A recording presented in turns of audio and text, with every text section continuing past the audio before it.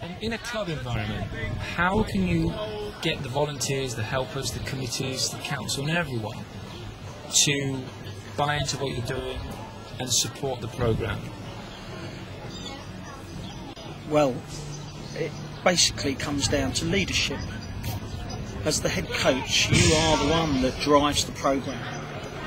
A programme has got to be coach-led and coach-driven, but athlete-centred. And as the head coach, you are ultimately responsible for driving everything that goes on. You're the one that has to provide the inspiration for everybody, and you're the one that sets the tone of the programme. Now you come away to this magnificent place. There's no better place in the world, is there, Dave, for a training camp?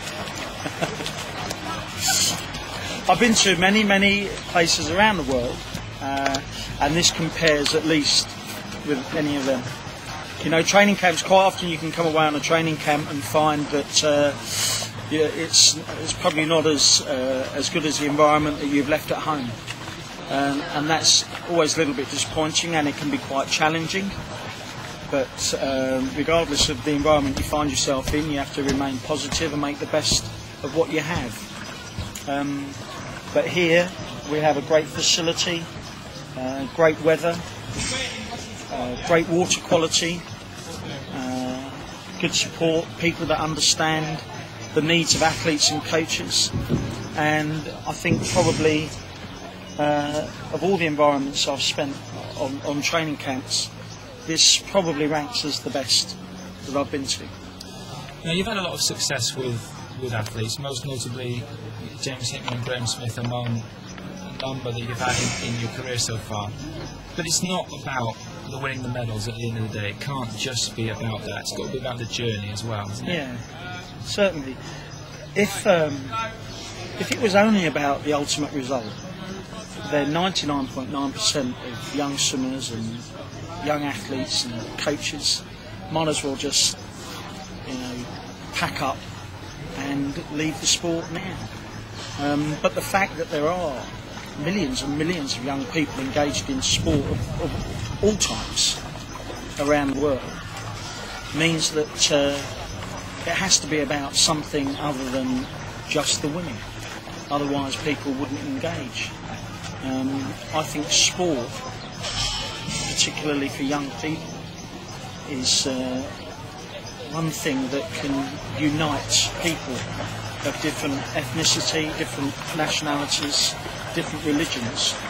And I think it's, you could argue that sport has gone a long way to replacing conflict and war around the world. It sounds a bit pious, but I think that's probably true. And for young people too, I think we need to probably make much more of the virtue of sport.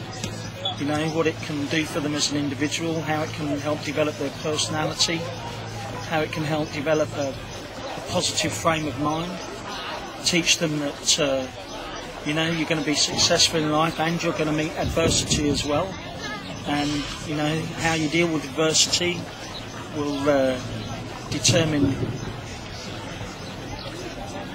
how you get on in life, really. I think a lot of athletes, if I talk to a lot of athletes that I've coached and I ask them, what are the moments in their career that they remember most, very, very few of them talk about races or medals won. They often talk about the places they've been to, the lifelong friends they've made, how they feel that sport has moulded them as an individual, how it's helped them to go on in life and be successful in whatever they choose to do. I'm never surprised when I hear of swimmers that I've coached in the past that have gone on to be very successful in whatever career they've chosen to do. And quite often, I think some individuals have gone on to achieve much, much greater things than they would have done if they hadn't been involved in sport at this sort of level in their life, really. So it's definitely about the journey. It's not about the destination. And just one final thing. So when you look back in your career so far, what are the highlights you pick out?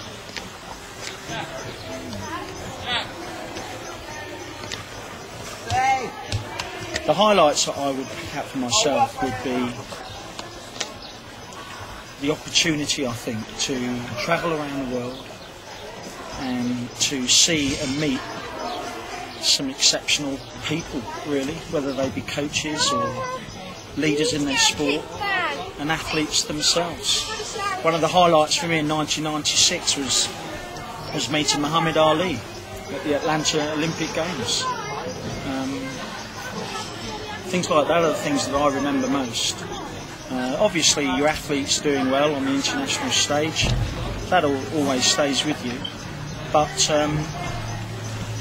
no, I just think the highlight for Micah, I don't know. I think it really comes down to being able to just work with young, ambitious, interesting young people, really, that are like-minded.